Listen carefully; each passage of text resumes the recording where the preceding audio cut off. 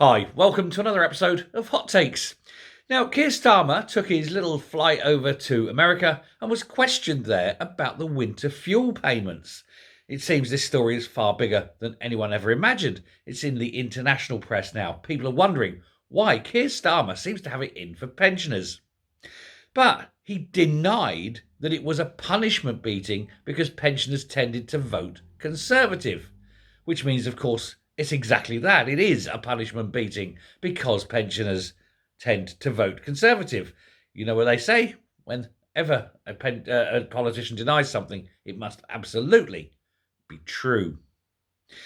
However, another thing he's denied is his own party's figures.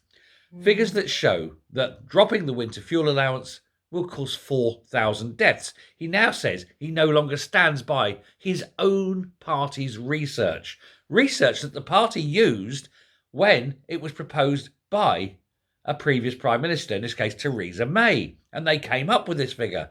So what is it then? They were lying then or they're lying now? Either way, it's a party of liars.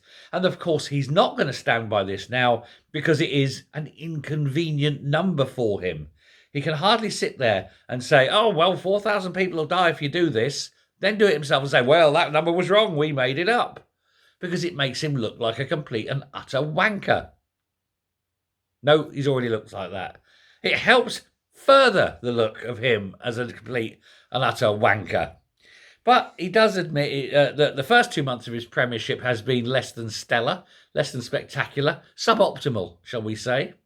He says he's got a long way to go, and he's still demanding 10 years, 2 full terms. I don't think he'll see 1 year as leader, and the Labour Party are already done. They are not getting a second term. They could cure cancer and save 1 million babies, and they still aren't going to win the next election. What they've done is despicable. Almost, I would say, with some of the things they're doing, would be treasonous. It's funny how you can give away billions upon billions of taxpayer money to foreigners who've done nothing for this country and at the same time condemn elderly people to cold death.